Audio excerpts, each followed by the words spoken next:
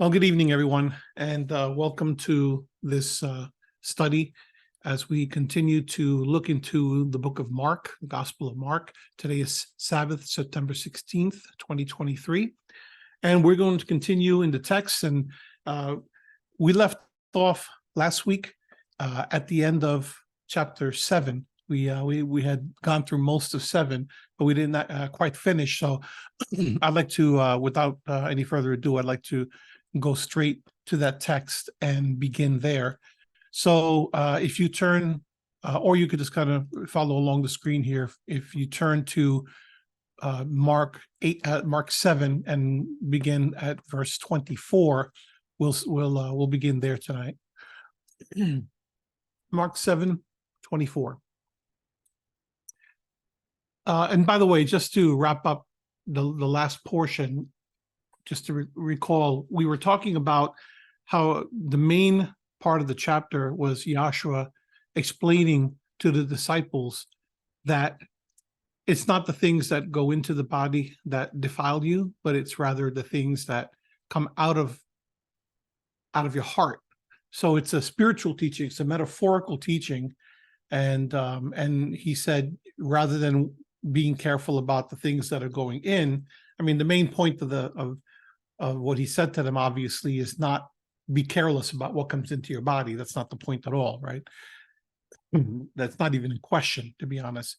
But what he's trying to say to them is that instead of paying attention to all these picayune ritual rules that have nothing to do with the actual Torah, but are things that are imposed upon the Torah by the traditions of men that the Pharisees and the scribes and others are applying to the Torah, instead of paying attention to those things and all these picayune things that are keeping people from the more important or weightier matters, think about the things that are within your heart, metaphorically speaking, the things that are in the deep-seated recesses of your mind.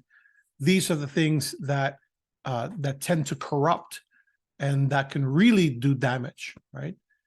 So yeah, it's important to be hygienic. It's important to be ritualistically clean and all those things, but that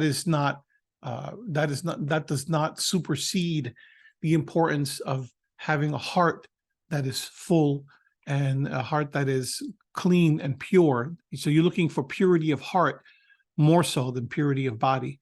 And then he goes through several things that could cause you to be truly corrupted, right? And in from verses 21 through 23, he explains specific things, right? Things like there are many lists in Scripture. Yahshua gives some.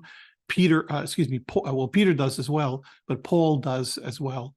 And these are things that we all need to watch out for, and they're consistent with one another when you look at those various lists. So Yahshua says things like evil thoughts, fornications, thefts, murders, adulteries. These are all things that are reflected in the 10 Commandments, are they not? Deeds of coveting, which is underlying most of the commandments, and wickedness, as well as deceit, sensuality, envy, slander, pride, foolishness. Obviously, these are all attitudes and thoughts that cause that person to have all kinds of problems with relationships with one another, and their relationship with Yahweh. And those are the two main commandments, right? To love Yahweh with all your heart, soul, and mind. How can you love Yahweh with all your heart, soul, and mind if your mind is full of evil thoughts? How can you love your neighbor and care for your neighbor if your heart is full of evil thoughts, right? So it's incredibly important, Yahshua is saying, to pay attention to these things, right? It's about maintaining your hearts clean, as opposed to worrying about your these traditions that that have to do with things coming into your body. Okay. And then he goes into verse, we see here in 24, they go to a region of Tyre. Tyre and Sidon were up north, and they were areas where there were Gentiles, many Gentiles. And I want you to notice, as we're going through these accounts, how often we find ourselves in Gentile territory. Yahshua, you're going to see this momentarily, but Yahshua, his calling was first to the children of Israel, right? This is what Paul says as well, because it was to Israel that these things were initially emphasized because they were to be the witnesses, right? And then they failed in that witness, and he's trying to restore that. And as the representative Israelite, he's trying to restore that commission for the Jews to be witnesses to the world. So it was to the Jew first, and then to the Gentile. It wasn't that the Gentile wasn't included, right? But it was that it would go to the Jew first, and then the Gentile. So if you go over to did this change over to Romans 3? Okay. So if you go to Romans 3, and then Paul says, then what advantage has the Jew? Or what is the benefit of circumcision? Great in every respect. First of all, that they were entrusted with the oracles of Elohim, right? They were entrusted with it. What does entrust mean? Entrust means that they were entrusted, that trust was put in them so that they would promote, for what purpose? So that they would promote this word throughout the world, so that they would be a blessing to the nations, right? To the Gentiles. What then? If some did not believe, their unbelief will not nullify the faithfulness of Elohim, will it? May it never be. And then he goes on, he speaks some other things, and then he says in verse 9, Jews and Greeks are all under sin, right? There's no one righteous, not even one. So he goes and he quotes the Psalms and the Psalms, and then he says,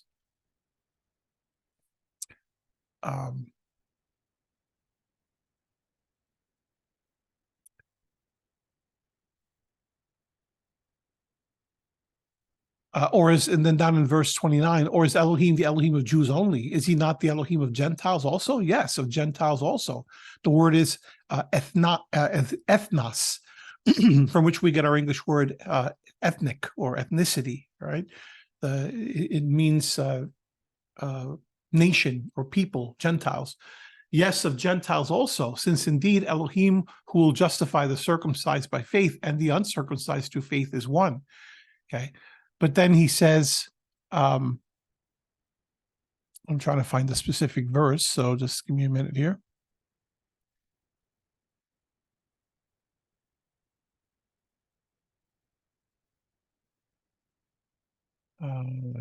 Let's see.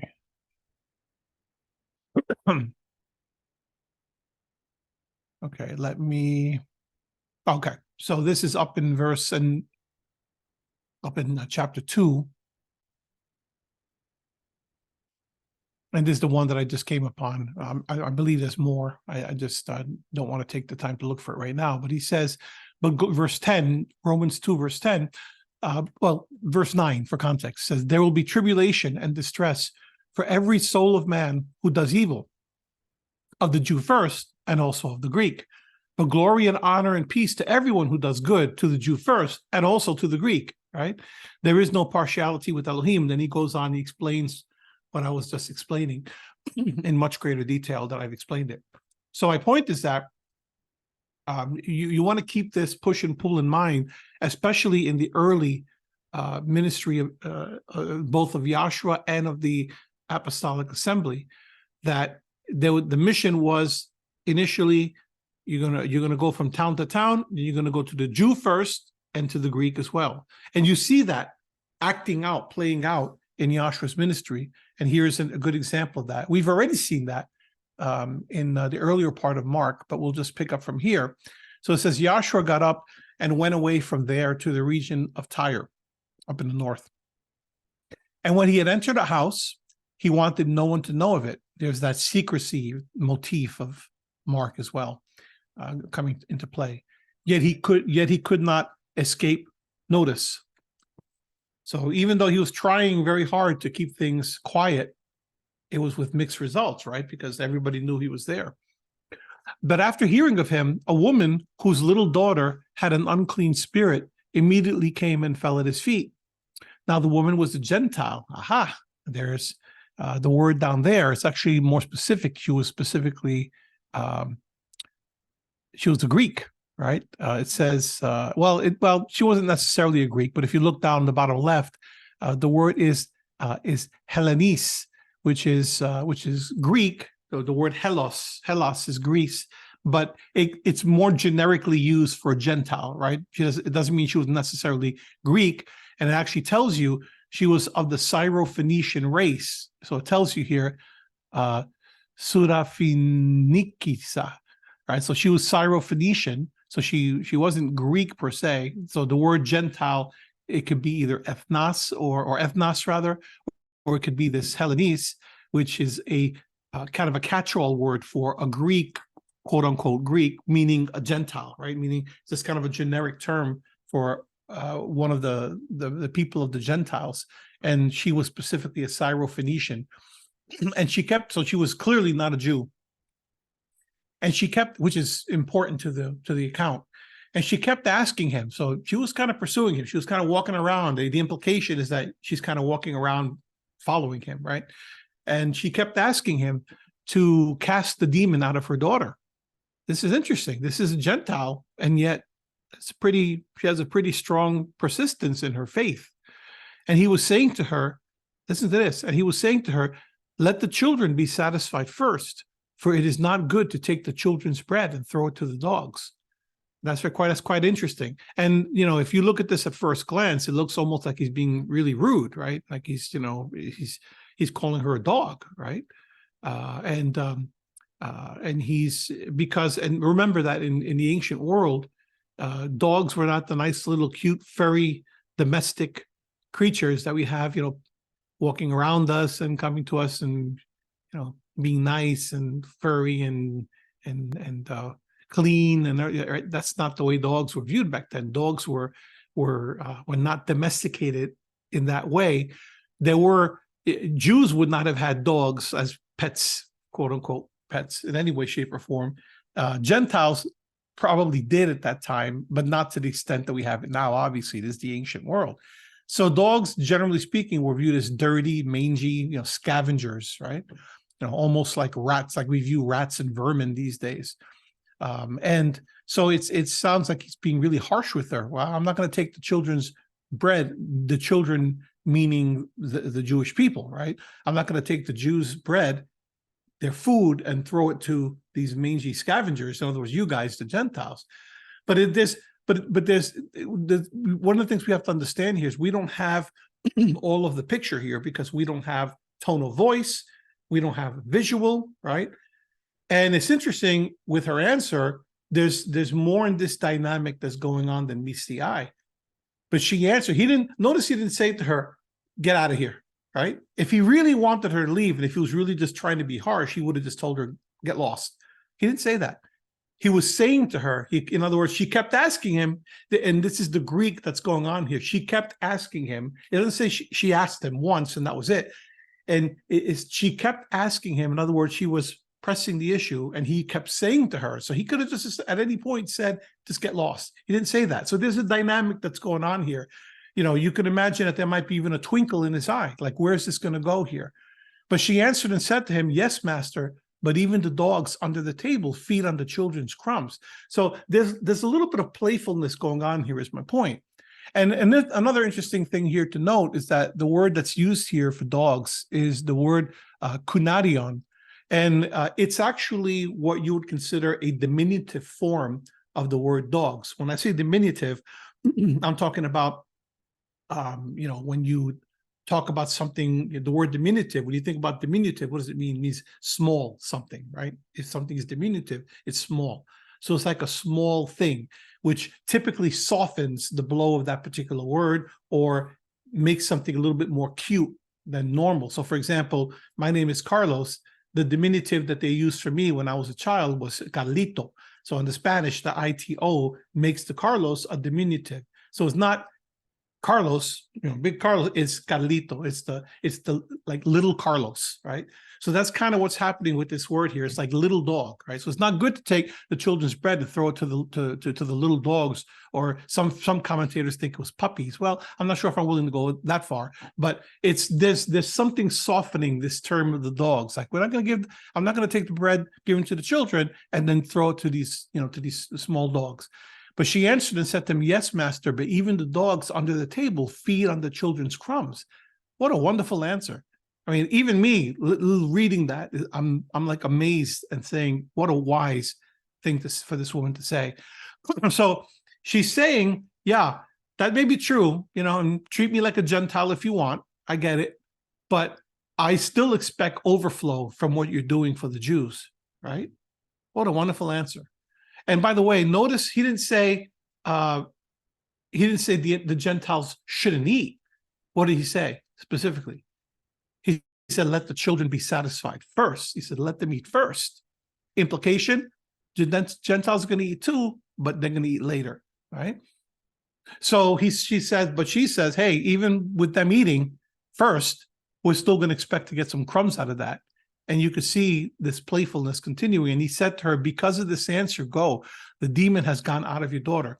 And commentators think that there are two things that may be going on. One of them may be that he was totally impressed by her answer and just kind of taken aback by that and went ahead and healed her daughter because he was kind of surprised by her answer. And that may be true as well.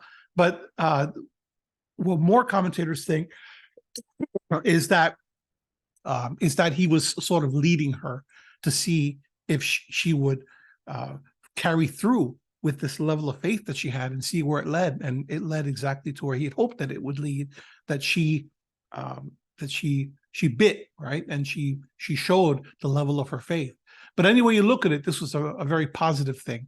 And he said to her, because of this answer, go, because it was a demonstration of plain faith, right? The demon has gone out of your daughter. And going back to her home, she found the child lying on the bed, the demon having left.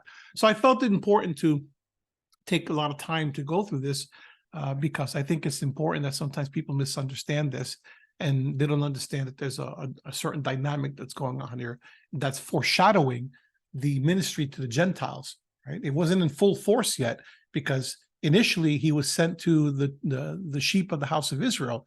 And you see that in another version of the Gospels where he said, I was not sent but to the sheep of the children of Israel, the sheep of Israel. And you want to put all these things together to get the full picture.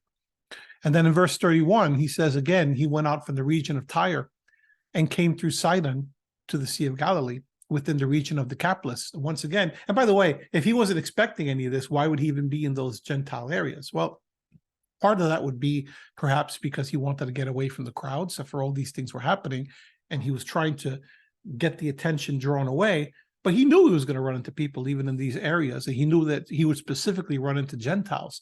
So it's almost as if he is laying the foundation among the Gentiles for a deeper ministry later to the disciples, or that he would put in their hands. Again, he went out from the region of Tyre and came through Sidon to the Sea of Galilee within the region of Decapolis, which Decapolis, if you recall, means 10 cities. Okay. And by the way, I should show you some of these things. So let me just take a moment here to actually go to the library and show you some of this. Let's see here.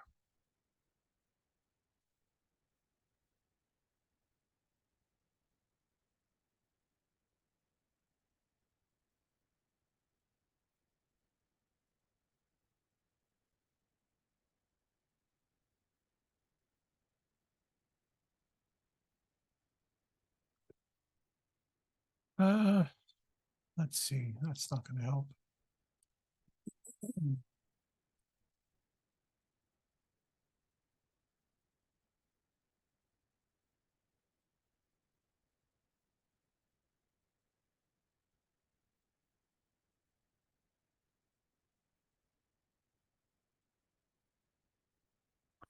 All right, let me try something else. Hold on.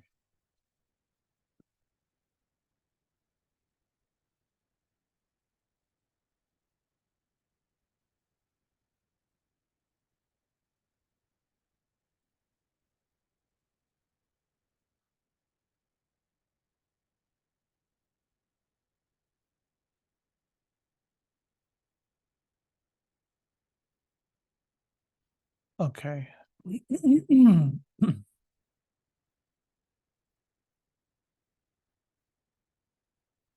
I think this is a good one here. Let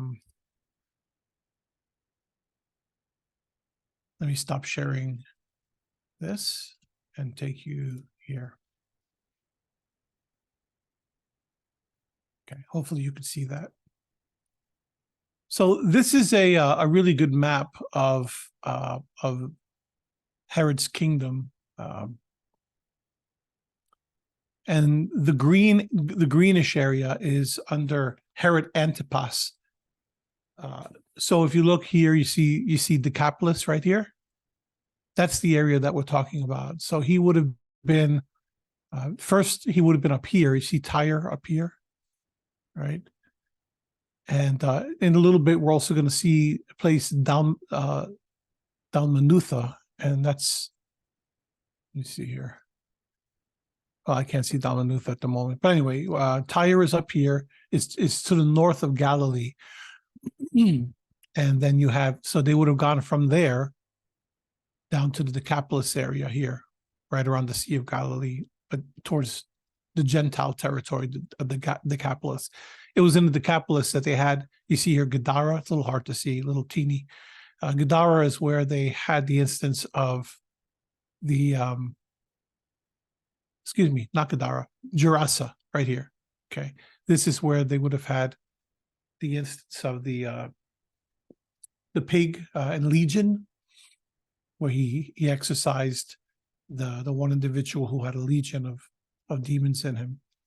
Okay, and you'll see more here.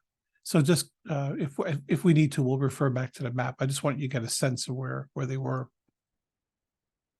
Okay, so going back to the text.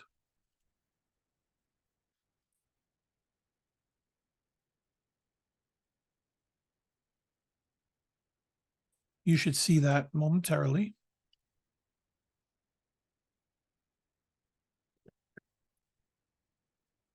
So they're now, they come through Sidon to the Sea of Galilee within the region of Decapolis. They brought to him one who was deaf and spoke with difficulty, and they implored him to lay his hand on him. Yahshua took him aside from the crowd by himself and put his fingers into his ears. And after spitting, he touched his tongue with the saliva. So why did he put his fingers into his ears? That it's pretty intuitive, right? He's healing him of deafness. So you would think he could do something with his ears, right? And after spitting, now he spits and he touches his tongue with the saliva. What is behind that? I don't have a clue. So I can't tell you.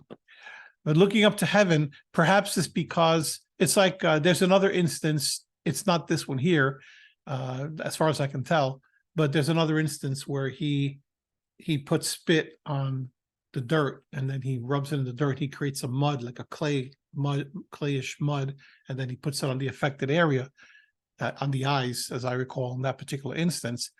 And then he has the guy go and wash it off, right?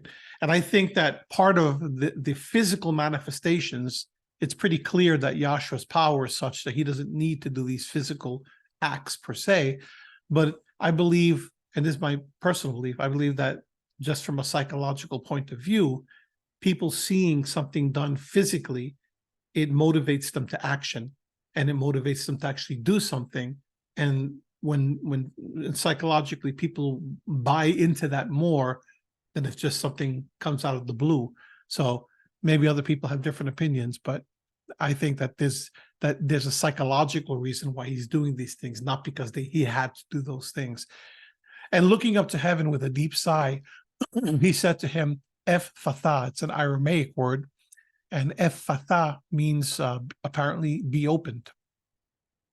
And I want you to pay close attention to that, and I will come back to that in a minute. And his ears were opened, and the impediment of his tongue was removed.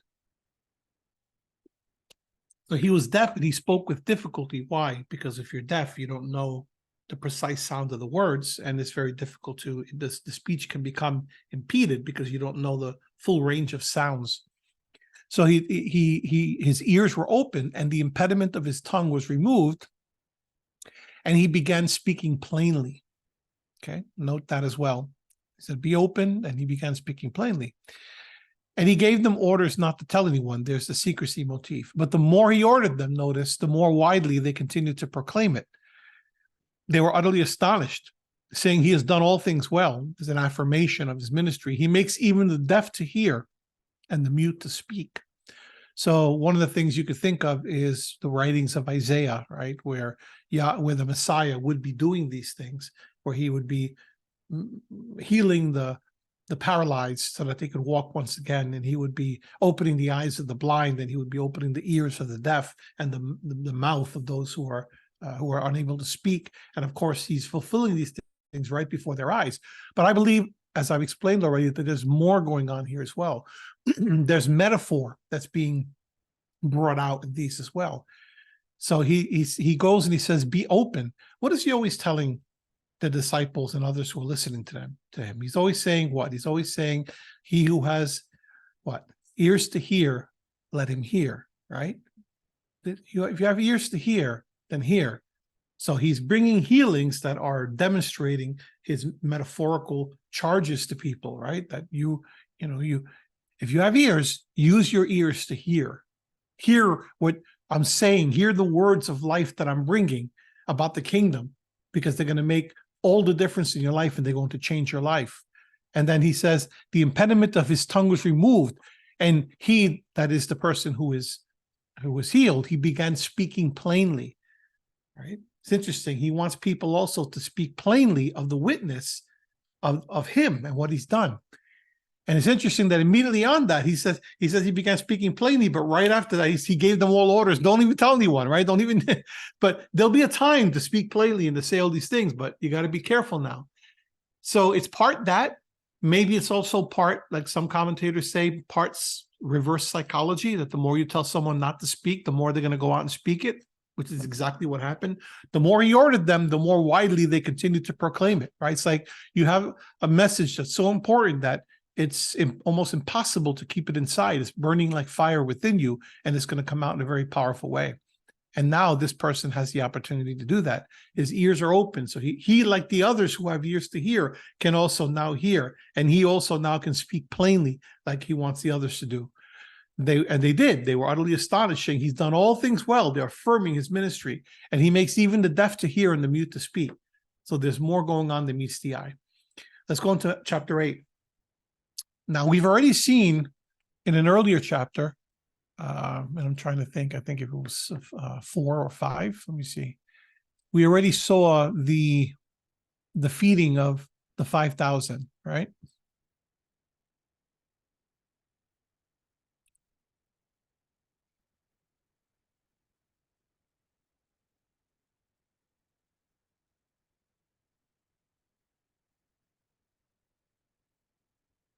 Okay, if someone sees it, just go ahead and put it in a chat for me.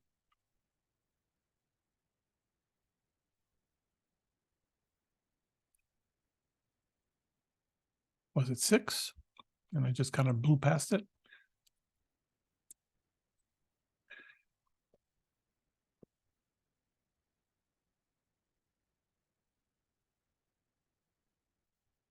Yeah, 6, right? So he feeds the 5,000. And then verse 42 of chapter 6, they all ate and were satisfied, and they picked up 12 full baskets of the broken pieces, right? And also the fish. There were 5,000 men who ate the loaves. And I want you just to notice numbers as you go through here. So you have these 12 full baskets, and you remember what I said about 12, but also 5 loaves, 2 fish. You know, numbers mean things in the scriptures, and without getting too deeply into it, the number 5 is a number that frequently reflects grace of some sort, okay? The number, so when you look at 5,000, you have a huge multiple of 5, right? 10,000 times 5, which is grace multiplied by 10,000, right? So it's an incredible multiplication of grace, but there are other numbers that are important as well. Okay, so it's interesting that E.W. Bullinger, who was a scholar, who I think was he a British scholar? And I want to actually find this for you because I think it's helpful to know a little bit about Bullinger. Okay, what's happening here?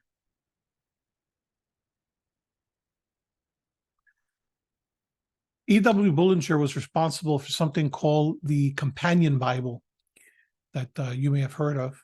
And in the Companion Bible, one of its features is a series of appendices. It's over 90 appendices that give you some really useful information. Yeah, he was a British theologian and writer. You can see him there. And the Companion Bible is what he was one of the things that he was famous for. And one of the things that was helpful is in his I don't agree with everything he said, and he wrote in the late 19th century, early 20th century, and I don't agree with everything he said. But one of the things that I really enjoy about his writings, particularly in the appendices of the Companion Bible, was the figures of speech, yes, but for this particular context. What is the word I'm looking for? Numbers, his description of numbers. So I want to actually just show you that, share that with you a little bit, so that as we go through this text, you can. I didn't mean to share the YouTube channel. No, I had the Google up and then I got rid of that, the Google. So give me a moment to pull up this Kindle book. Because I actually got a hold of, and I think I still have it.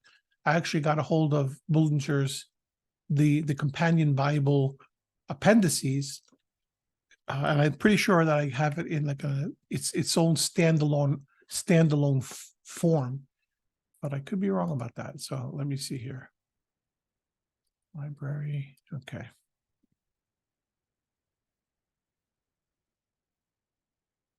Yeah.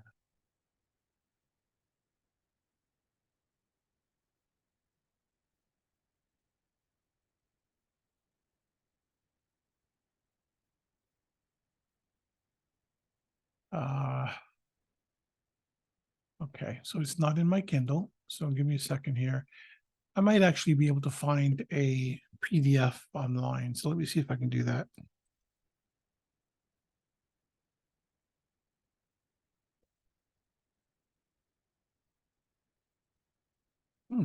Okay, this is interesting. Okay, here we go. So let me bring this up. And this is well worth looking into, by the way, if you're a studious person, and I know that everybody here is. Companion Bible appendices, the full appendices from the Companion Bible printed separately. I literally just got this from probably in the public domain. I literally got it from a Google search right now. Matter of fact, let me do this, and I'll come back to the appendices. So if you look in the chat, I popped this link in the chat for anyone who wants to bring it up and maybe bookmark it. And you too will have a PDF version of his appendices. Okay, so let me bring it back. And let's look specifically for the one on, and this is nice because it has a hyperlinked table of contents, which is cool. So let's look at the one dealing with numbers. So here's one. Here it is, the spiritual significance of numbers. You see some of the other stuff, right? This beautiful. Again, take it with a grain of salt, right? Because not everything here is going to be doctrinally sound, but this man was very, very intelligent.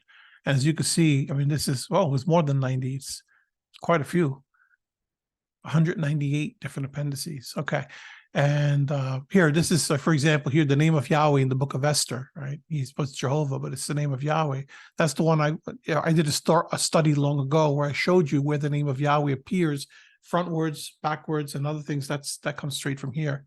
And many others, you could see. I'll let you explore that on your own, have fun with that. But let's go to the one dealing with numbers. And I'll just point out a couple of things for you here. And now I lost it. The spiritual significance of numbers. Okay, so it's Appendix 10 for the Companion Bible. So these are, and again, these are his interpretations. I don't say these are all exactly sound, but they all make you think. Okay, so 1 denotes unity and commencement. 2 denotes difference. Like if 2 different persons agree in testimony, it is conclusive. So he's referring just to something like Deuteronomy 19, verse 15, where you need at least 2 witnesses to establish a matter. So the idea is one witness sees things one way, another witness sees things from another perspective, but yet they agree in their testimony, you see, okay? Otherwise, 2 implies opposition, enmity, and division, which also happens as well. So the context is going to be important in what the number 2 signifies. 3 denotes completeness, right? Now, he's coming in part from, I'm sure, from a Trinitarian perspective, which I'm not coming from, but you have things like the resurrection, right? The 3rd day he rose up out of the deep, fruit rose up out of the earth. The 4th, 5th, and 6th, the 4th, 5th, and 6th days are the counterpart, speaking of creation, of the 1st, 2nd, and 3rd, right? So the 3 is completeness. 4, and I want you to keep this in mind, 4 denotes creative works, 3 + 1, and always has reference to the material creation as pertaining to the earth and things under the sun and things terrestrial, which means things of the earth. So this 4 is like things that have to do with the world, things that have to do with the earth, and specifically with the earth and creative works on the earth. So just keep that in mind. 5 denotes eternal grace, okay? And then, you know, he gives reasons for that. The word 6 denotes the human number, right? You know, we sometimes say the number of man, as opposed to 7, which denotes spiritual perfection. When you're looking at 7, you almost always see 7 in a religious sense, right? Where you're talking about the sacred days, or you're talking about the Sabbath after 7 days, right? Or the Jubilee, right? 70 times 7, or you're talking about the sabbatical year, which is number 7. Is always some kind of context, a religious context denoting spiritual perfection, but it's connected with religion particularly. And then, you know, there are others here. 8, 9, finality of judgment. You often see the number 9 associated with judgment. You often see 10, ordinal perfection, which is double grace, right? And on and on. 12 denotes governmental perfection, right? The tribes of the tribes of Israel, the apostles, measurements of time, etc. So, you know, you have things that are divided into 12 segments, and it has to do with some type of administrative or government perfection. So why am I taking all the time to go through all this? Well, because you're going to see numbers in the scriptures, and a lot of times numbers in scripture, I want you to understand, are not meant to be taken as a literal, this is 12, this is, sometimes it is, right? The context will dictate that. Like they were, in fact, 12 apostles. They were, in fact, 12 tribes. So let's not move those things out of existence, because there may be also a metaphorical meaning or figurative meaning. But oftentimes, more often than you'd expect, there are numbers that refer specifically to a metaphorical idea and not to a literal idea. And you always want to be sensitive to that and use context to be able to understand that. Here, the number 13 often denotes rebellion, apostasy, defection. And when you look at the things, you will see, I mean, he's not pulling these things out of thin air and just wishful thinking. When you go and you look at the evidence and the kind of verses that he's talking about, they do in fact seem to have that connection. So he's not just doing these things randomly. Okay. He doesn't show it here, but the number 40, right? Here it is. He does do it. Eternal order applied to earthly things.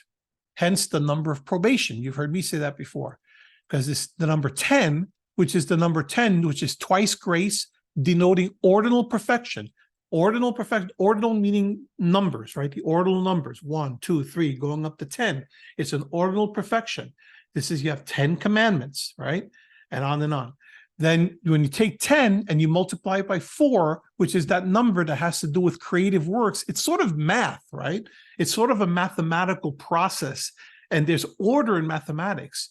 It takes away the randomness and the chaos, and it makes order out of it. So when you look at 10, then the ordinal number, the ordinal perfection, and the number 4 dealing with creative works, then you have the number 40, which is eternal order applied to earthly things. You see how that works? Hence the number of probation. In other words, 40 years Israel wandering in the wilderness, eternal order applied to their wanderings on earth.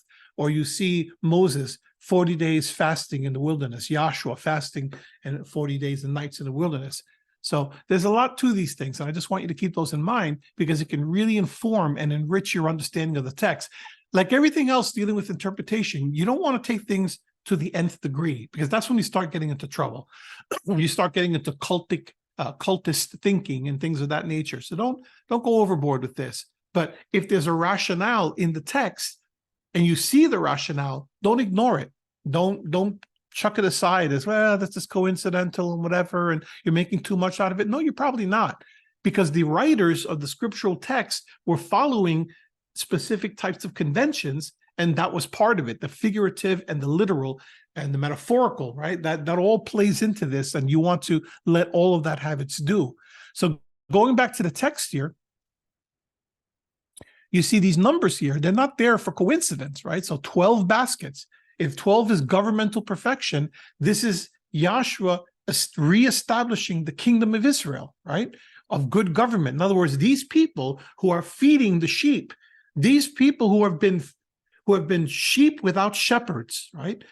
Because they have not had good government. They have not had people, they have not had leadership that is doing what they're supposed to meet their needs and to protect them. Now they have good administrators, good government, who is taking care of their needs in the form of the apostles. You see that? And there were 5,000 men who ate the loaves. Now, fast forward to Mark 8, and now we have a second. This is not the same account. This is a different account. So let's read this. In those days, when there was again a large crowd and they had nothing to eat, Yahshua called his disciples and said to them, I feel compassion for the people because they have remained with me now 3 days and have nothing to eat. Notice the 3 days, by the way, right? 3 days, and now they have nothing to eat. They're dying. I'm going to resurrect them, right? 3 days. If I send them away hungry to their homes, they will faint on the way. And some of them have come from a great distance, you see. So Yahshua is the one who's going to be, he's the good shepherd. He's the one who's going to take care of them. And they've been suffering for 3 days, and he's going to now raise them up. And his disciples answered him, where will anyone be able to find enough? Where will anyone be able to find enough bread here in this desolate place to satisfy these people? It's a loaded question, right? And in my opinion, there's more going on than meets the eye. So first of all, they had already seen that he had done this. So why the lack of faith now? There's still, you notice throughout all of this, and you're going to see this as we continue moving on, that the disciples are still struggling even in their own faith, even in their own understanding. They're picking up some things, but not others. And you're going to see that because the walk is not easy, right? It takes faith, and faith builds up, right? So you see this constantly through the book of Mark. He's trying to build up faith. First in his disciples and to the people around, then to the people around them. It's a process, right? They don't all just wake up one day and say, oh, I believe, right? Well, they believe, but they have doubts, and they have, they're human beings, they're flesh and blood, and they're trying to work things through. Yahshua is training them. He's preparing them because they are going to be the good government upon which the foundation upon which the rest of the assembly will be based. Don't ever let that be lost, right? Let me just depart from this for a second and go over to Ephesians 2, which is important to understand. So in Ephesians 2, he's talking about the building up of the assembly, Jew and Gentile, right? This is like a model that you see fulfilled in the Gospels and eventually continuing in the book of Acts. He says down, he's talking about the Gentiles being united with the Jews.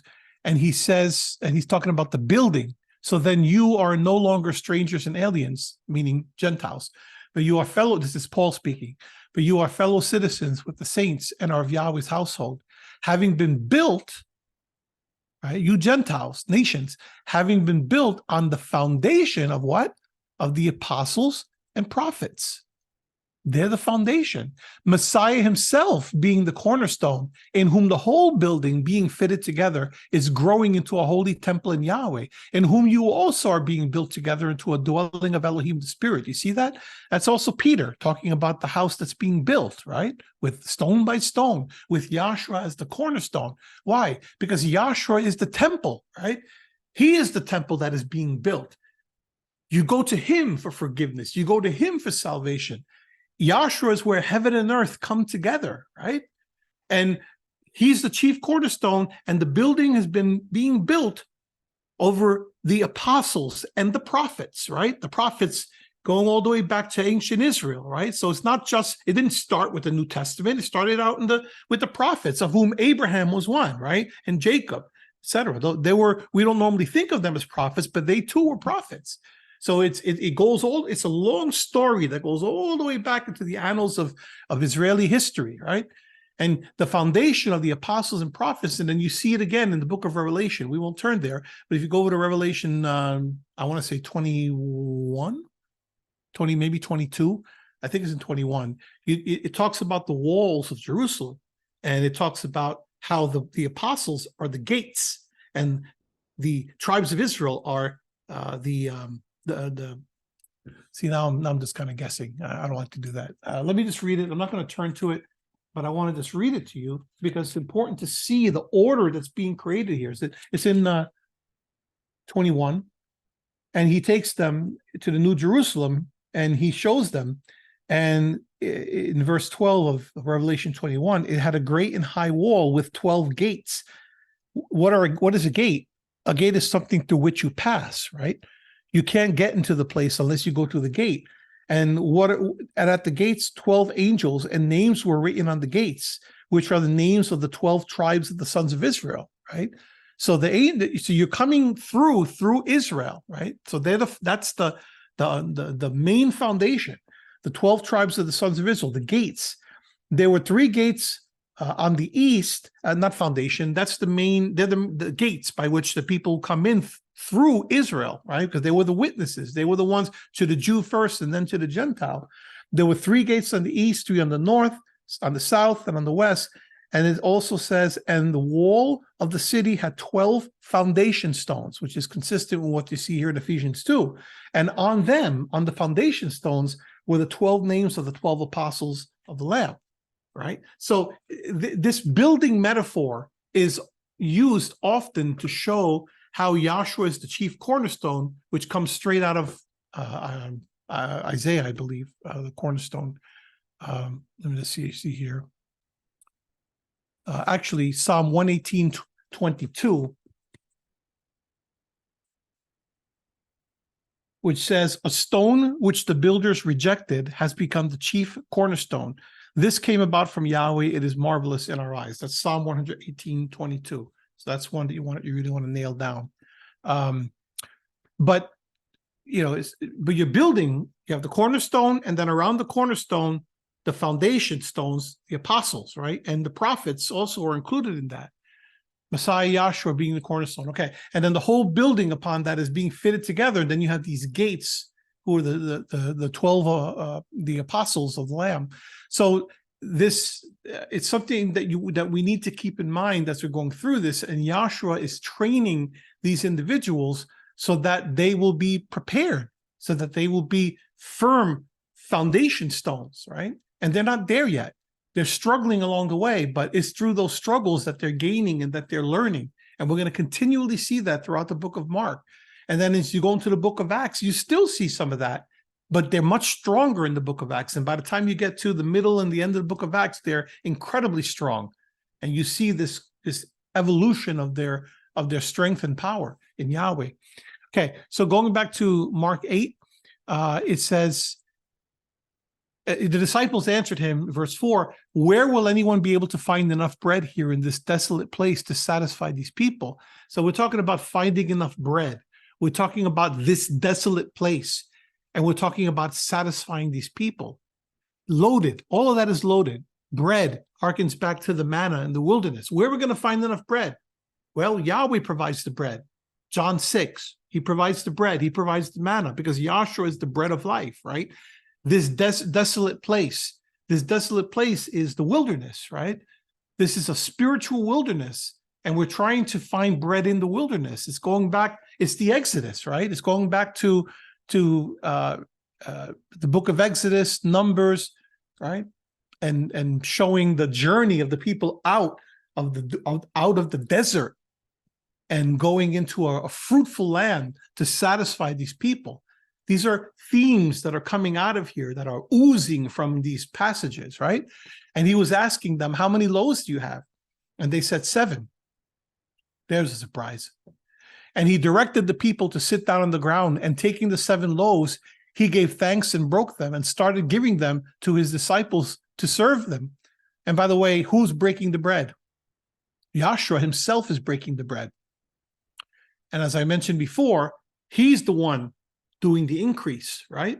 It's more explicit over in Mark 6. And now he's giving them to the disciples. There's an order to all this, right? He's the one breaking the bread, and he has 7 loaves, and he's giving them to the disciples, and it's continuing and going through the disciples as the administrators, and they serve them to the people. They're the shepherds, the under-shepherds serving the people.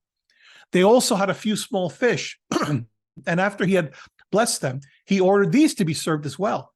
So always a blessing and then a serving, right?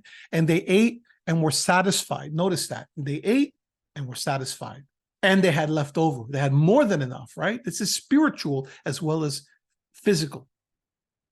And notice, and they picked up how many? 7 large baskets full of what was left over of the broken pieces. 7 baskets. So in the first one, you had 12 baskets left over. Remember that? And now here you have 7 large baskets left over. Let's hold that thought. Verse 9, about 4,000 were there. So before we had 5,000, right? This number of grace. And then now we have 4,000. So this number 4 is this creative work on the earth, right? And they're 1,000. It's 1,000 times 4. It's multiplied. This creative work is being multiplied on the earth. And he sent them away. And immediately he entered the boat with his disciples and came to the district of Dalmanutha. Okay, let's keep reading and then we'll come back. The Pharisees came out, verse 11, and began to argue with him, seeking from him a sign from heaven to test him. So notice that the Pharisees only come out. The Pharisees don't come out to feed people, right? At least in these accounts, they don't.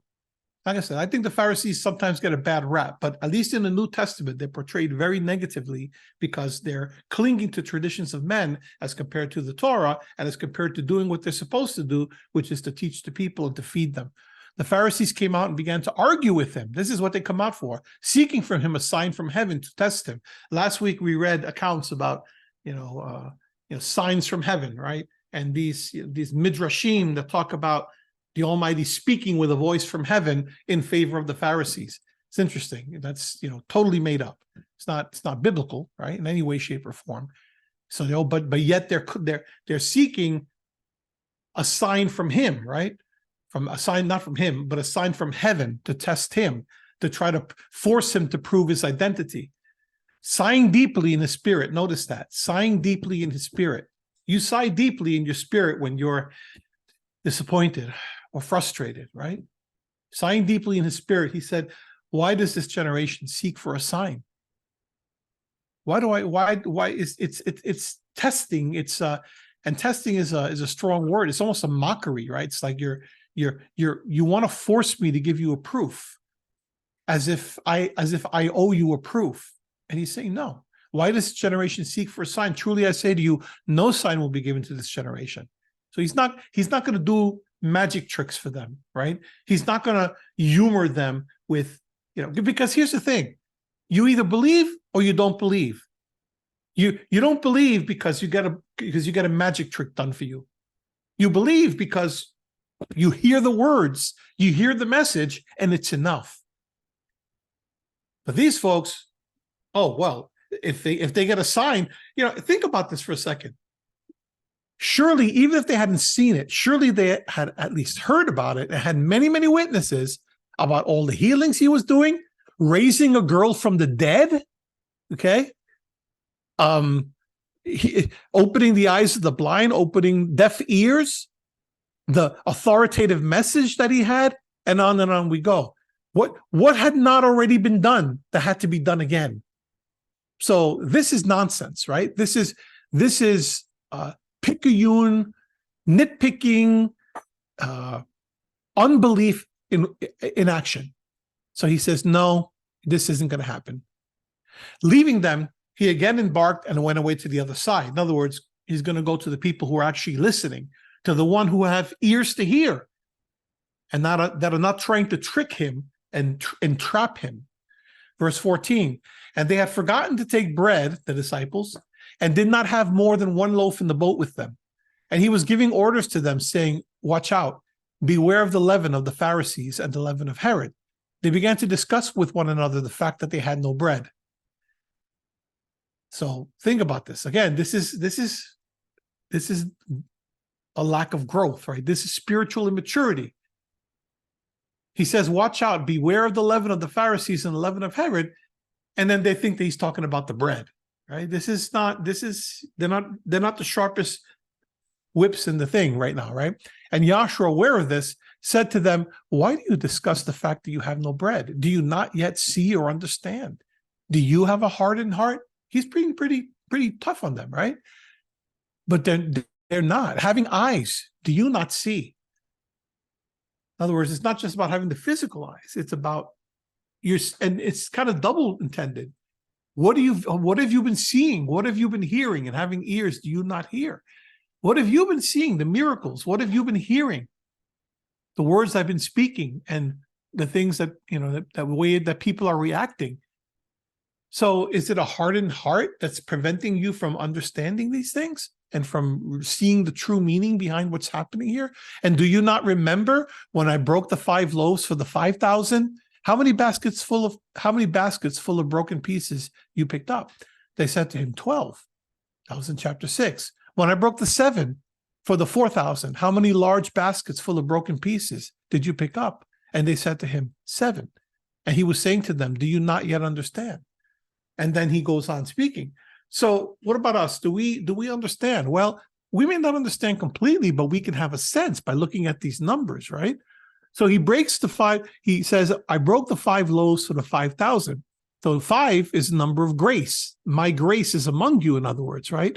And it's multiplied. That grace was multiplied to the point of 5,000. And then how many baskets did they pick up in that instance? They picked up 12. What is 12 representative of? 12 is representative of good government, right? Good administration, good government. And then I broke the 7 for the 4,000. So the number 7 is a number of spiritual perfection in the religious, typically in the religious, the Sabbath, the high days, the sabbatical year, the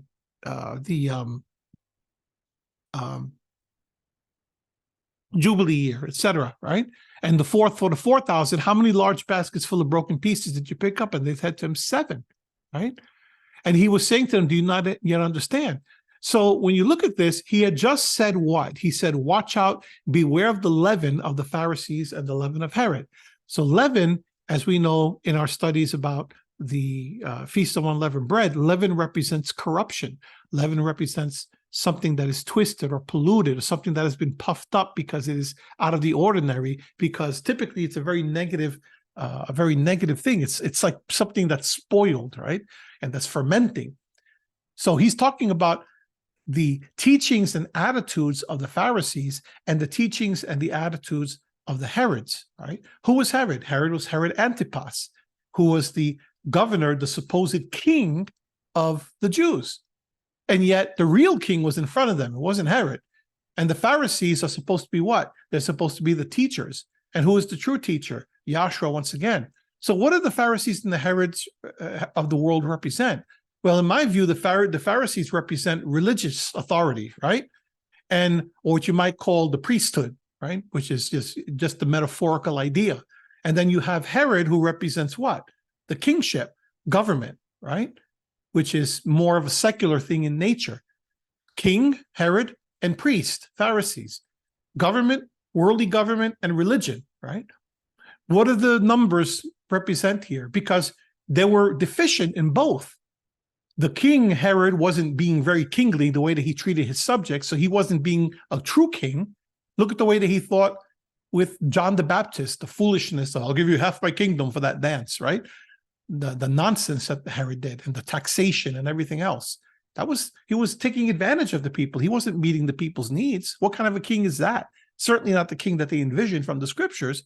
So that's bad government. And then you have the Pharisees, who are supposed to be the local teachers of the law and the ones who are the most well-versed, and they're instead replacing the Torah with the traditions of men. So it's bad religion, bad religious authority. So when you look at here, how many did you pick up in the first one? 12, which represents government, right? Which represents the lack of Herod and his government we are fulfilling because we're restoring the kingdom of Israel. And then what do the Pharisees represent? They represent religious authority.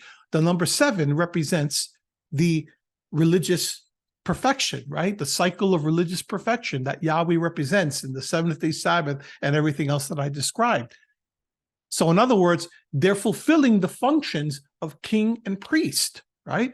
They're fulfilling the functions of good government in a secular sense and good religion and religious authority in the religious sense, as represented by all of this abundance that they were able to feed all these people. And then they were able to even have much left over, because when you administer well, that's what happens. You have abundance. You have a surplus, not a deficit. You have people who are satisfied and then some, right? He's giving them a taste of the kingdom of Yahweh, both religiously and administratively, because he, Yahshua, is king and priest rolled into one, right? So I think these are the kind of things that he's trying to get them to understand. So beware of the leaven, beware of the corruption, the religious corruption and the government corruption of the Pharisees and of the Herods. And instead, pay attention to what's happening here so that you could develop religious maturity. Okay, continuing in verse 22. And they came to Bethsaida, and they brought a blind man to Yahshua and implored him to touch him. Taking the blind man by the hand. Now, notice, before we had a deaf man, now we have a blind man. But notice the behind the scenes, right? I want to keep training you to look behind the physical things that are going on, because I want you to be like the ones who go and ask Yahshua for a deeper explanation, right? I don't want you to just see something and say, oh, that's a nice account. Like they went and they said, that's a nice parable. And that's a pretty neat little idea about sowing seeds and all these cute things, right? No, I want us to look at what's deeper, what's going on deeper. Taking the blind man by the hand, he brought him out of the village, and spitting on his eyes and laying his hands on him, he asked him, do you see anything? And notice again, the spitting on the eyes, the laying of the hands. Do you see anything? And he asked him, right? Do you see? Notice, he doesn't assume, right? He wants an answer. He wants a response. You see, it's not just about, oh, I'm going to heal. And so, no, people, it's an active process, right? It's a two-way process. Please never forget that. It's not just he goes and everything is just, it's who is looking for this? Who has ears to hear? Who has eyes to see? Do you see anything? And he looked up and said, I see men, for I see them like trees walking around. So it's partly done. Is it because Yahshua's power is limited? And he can't fully heal him at that moment? No, it's because this man is not ready yet. He can't handle in an instant seeing something that he never saw before. Just like many of us can't necessarily handle the truth in just one instance, right? Sometimes it's a bit of a process. If you're witnessing to someone and they can't fully see something, first of all, the increase comes from Yahweh. So don't take it upon yourself to try to force the issue. But even more importantly, let Yahweh do his work in his time. Maybe there's a child that you have who's not quite seeing. Let Yahweh do his work in his time, right? It's hard to do. It's hard for us to do.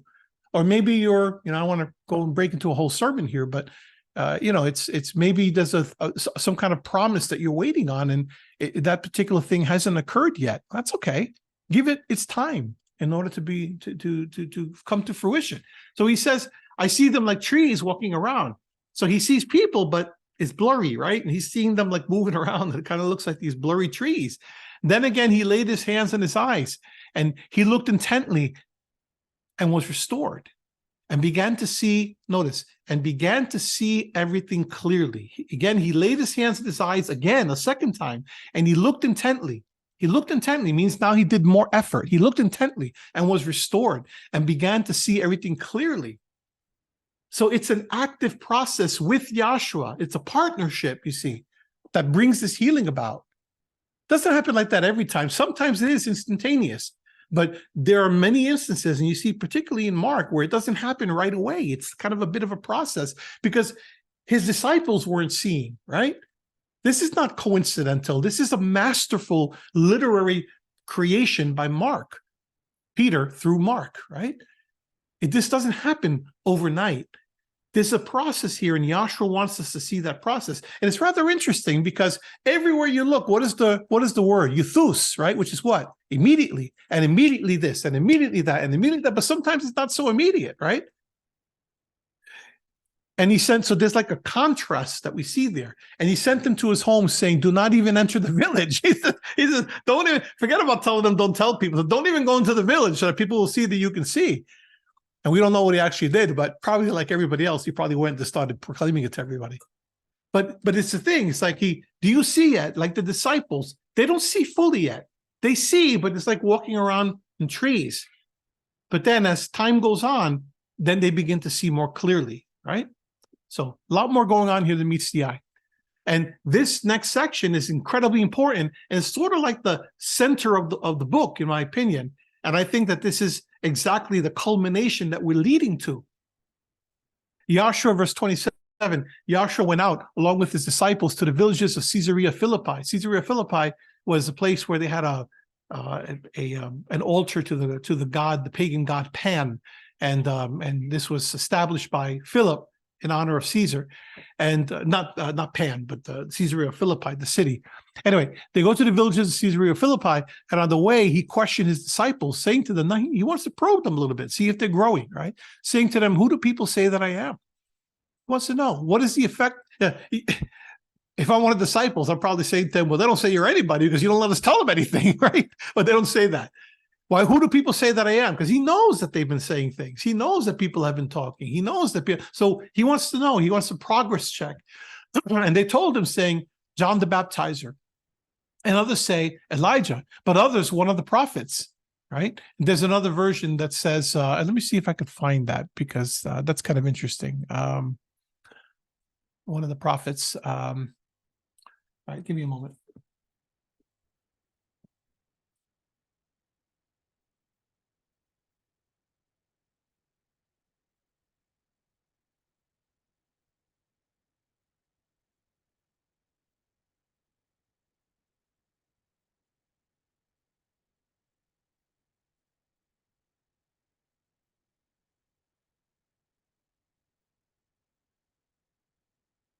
So if you look at Matthew, it doesn't say this in Mark, but if you look in Matthew 16:14, and they said, some say John the Baptizer, and others Elijah, and still others Jeremiah, or one of the other prophets. So Matthew actually includes Jeremiah.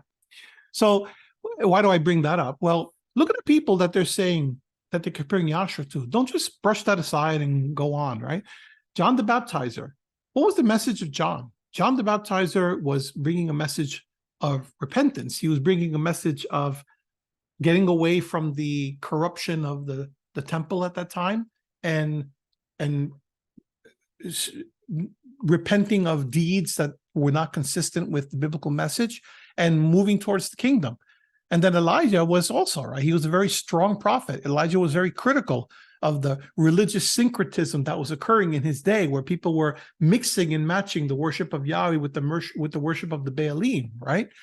He was speaking strongly on behalf of Yahweh. Jeremiah too. Jeremiah, we all know the history of Jeremiah, that he was speaking strongly to the point where he was vilified and nearly killed. So my point there is that Yahshua wasn't just a nice guy going through villages and talking nice little stories and healing children, and right, and people saw him as a very authoritative prophet. People saw him as someone who came to move and to shake, and someone who was even perhaps dangerous, right? So this is the way that they viewed him. And he continued by questioning them, but who do you say that I am? Good question. Peter answered and said to him immediately, notice, Peter answered and said to him, you are the Messiah. Now, when most people see this, in the Christian world, you are the Christ. Sui something Christos. They think, okay, well, Christ, that's something that's, it's almost like Jesus' last name, right? Jesus Christ, his last name. They don't understand that this term Christos is the Greek equivalent of the Hebrew word Mashiach, which means something. It's you hear me use this term a lot. It's a term of art. The term Messiah means something very different in the Jewish faith than it means in the generic sense in which people use it. Messiah meant the king, right? Messiah meant the one who was, it had a generic sense in the sense of someone who was being anointed as a priest or a prophet or a king. But ultimately, the sense that this word Mashiach took was the Mashiach, not just any Mashiach, the Mashiach, which is representative of the king, the coming king. So when he says you are the Messiah, it's a recognition. You're the king. You're the one who's going to put all these things in place. You're the one who is administering and bringing back and restoring the kingdom. So it's a lot packed in there. And he warned them not to tell no one about him. There's a secrecy motif again. There was going to be a time to do it, but not yet. And he began to teach them that the Son of Man, which is another term of art, which also means Messiah, he began to teach them that the Son of Man must suffer many things and be rejected by the elders and the chief priests and the scribes and be killed, and after 3 days rise again. Can you imagine the shock of the disciples to hear something like this? We read it today, and it's a given, right? Because we know the history, we know the outcome, we know the resurrection, we know Paul's writings, we know, everything else in the Bible and everything else. These guys didn't know that. Try to put yourself in their shoes in their day, right? And understand the shock that this must have been to them, right? And how they're trying to understand this and how they have to mature rather quickly because things are happening quickly. And I also want you to notice from about this point forward, this is around the middle, that admission, you are the Messiah, that to me is like the key verse of the entire Gospel of Mark. Some other people may have other key verses that they look at, but to me, that's it. That's like the center, almost exactly physically, as well as idea-wise. And then from this point on, the tone changes somewhat. And it gets more serious, in my opinion, the entire book. And notice that things from this point forward are going to intensify significantly. The healings will intensify. The demonic activity is going to intensify. The hatred against Yahshua and his disciples is going to intensify, and on, because he's getting closer to fulfilling his mission for which he came.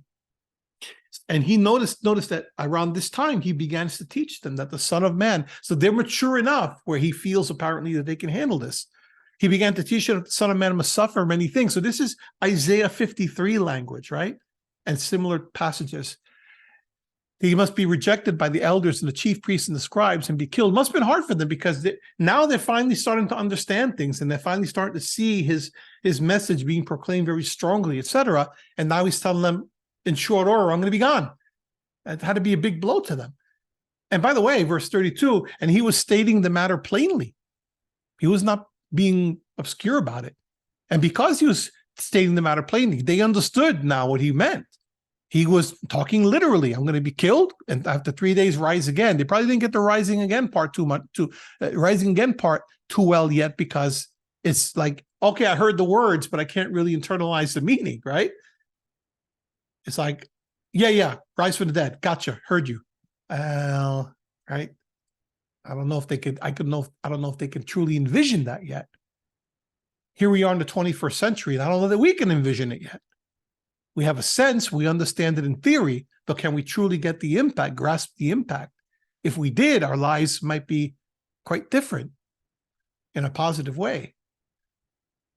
We might worry less, we might believe more, etc. But I'm not sure that we fully get it. We get it intellectually, I get that, but do we get it in here?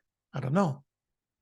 And he was stating the matter plainly. And Peter took him aside and began to rebuke him, right? This is kind of the reaction to a hard message, right? People, they react differently. Some people get very sad. Some people get very introspective. Peter was impulsive and he had a bit of a temper. Peter reacted with anger, right? Stop talking like that. We don't want to hear anything about you dying and going on, right?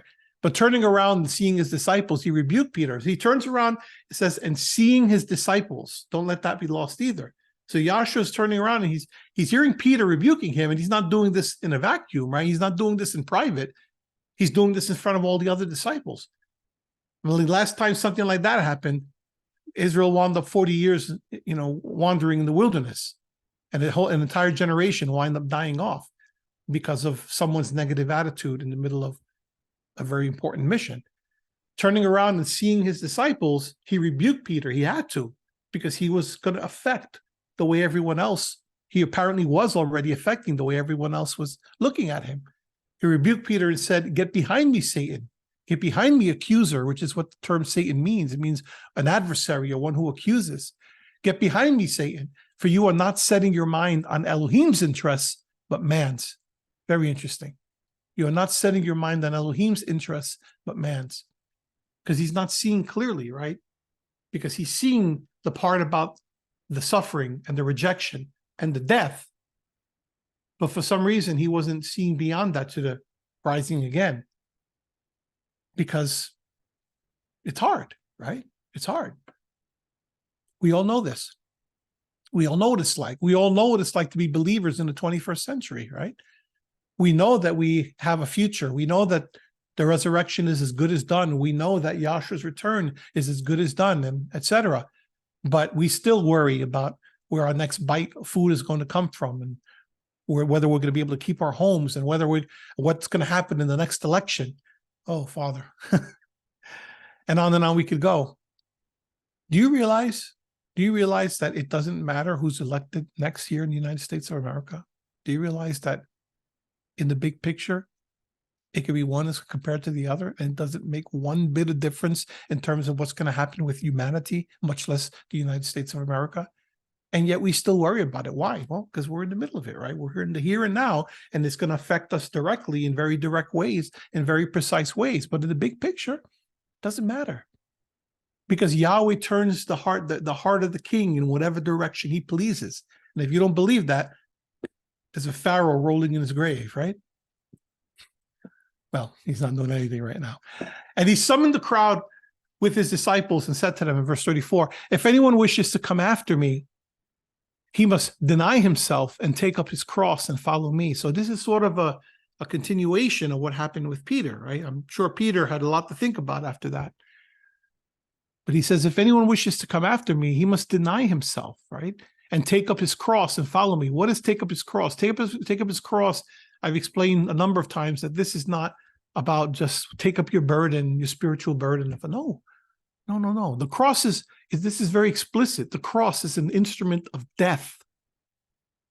If anyone wishes to follow Yahshua, he must deny himself. Deny what? Deny his passions and his ultimate goals, if they conflict with Yahweh's goals, and take up his cross, because following Yahshua requires sacrifice. It requires leaving father or mother or child or job or career or whatever it may be that may be serving as a barrier between you and your Heavenly Father. It's a harsh saying, but it's true. When you take up your cross, you take up the instrument like he would later take up his cross. He's foreshadowing, right? When you take up your cross, you're taking your instrument of death in your hand. You're fulfilling your part in that mission and following him. And that's not an easy thing to do. Taking up your cross is not easy. So people who say, the ones out there who want to make becoming a Christian, being, this is your life will change for the better and everything else. And they haven't read the Bible, have they? Becoming a believer means you take up your cross and you follow him. It means that there are some hard times ahead. Doesn't mean it's always going to be that way, right? But there are going to be times when you're going to have to make tough decisions. For whoever wishes, look, these are not my words, right? They're right here. These are Yahshua's words. For whoever wishes to save his life will lose it. But whoever loses his life for my sake and the gospel's will save it. Because the gospel is the message. The kingdom is the message. That is the ultimate thing that we seek, the ultimate thing that we long for. For what does it profit a man to gain the whole world and forfeit his soul? And by soul, I don't mean this ethereal thing that floats up to heaven, right? The soul means your life. It's the actual biblical term and concept. Okay, the Greek psyche. It's your entire life. Bless Yahweh, O my soul, David said, right? Speaking about the nefesh. My entire life, everything that's wrapped up in it, my intellect, my mind, my being, my body, all of it, right? More so the mind and the spirit than the body, though. For what does it profit a man to gain the whole world and forfeit his soul? For what will a man give in exchange for his soul? For whoever is ashamed of me and my words in this adulterous and sinful generation, the Son of Man will also be ashamed of him when he comes in the glory of his Father with the holy angels. Right? So the idea behind all this here is giving your all. It's an olah, right? Remember the sacrifices? The olah is the whole burnt offering. This is the whole burnt offering to Almighty Yahweh of your life, of dedication. Does it mean that you walk around, like a monk and that you can't? No, you live your life, right? But what it means is you prioritize. What it means goes back to Matthew 6, where you think of the kingdom first and you make that a priority and everything else follows, right? That the decisions that you make in life, your decisions ultimately are based on what they mean with regard to your place in the kingdom and in Yahweh's scheme of things and Yahweh's mission, as opposed to just seeking after your own welfare and thinking about secular things, right? So it's a tough one. But, this follows on following, warning Peter that you're setting your mind on Elohim's interests. You're not setting your mind on Elohim's interests, but man's. And this is in a nutshell. This is in greater detail what Yahshua said here in a nutshell. Are we setting our mind on Yahweh's interests or on man's interests? And that's a question that we should use every Sabbath to ponder. We should use every feast day, every sacred season, like we are about to enter into in just a few minutes, right? These are the times when Yahweh has given us these pauses, weekly pauses and periodic pauses throughout the course of the year, where we can reflect and see before Almighty Yahweh what is the priority in our lives. And then verse 1 of chapter 9 kind of plays into this too. And Yahshua was saying to them, truly I say to you, there are some of those who are standing here who will not taste death until they see the kingdom of Elohim after it has come with power. And I used to think that this was more metaphorical than anything else, speaking about some future time. I no longer think that, because now I understand that Yahshua's death and resurrection was the opening salvo in the battle on this earth for the hearts and minds of men, right? It was the inauguration of the kingdom. So there were, in fact, people standing there who did not taste death when they saw the kingdom of Yahweh coming with power through Yahshua's resurrection and ascension. Okay. And then it also sort of alludes to what's happening in the next section, which is a microcosm of what they were going to see later. So much here. I'm debating whether even to continue right now, because you know what? I think I'm going to stop. I could fly through this in the next 15, 20 minutes, but I don't want to do that because there's so much good stuff in here. This is a transfiguration and some other things that are being described here about the unbelieving generation. And it's a whole chapter full, and I really don't want to waste that by flying through it. So we covered a lot of ground today. Touched upon some pretty weighty subjects. So let's begin next time with Mark chapter 9, and we'll take it from there. Okay. All right. We can stop the recording.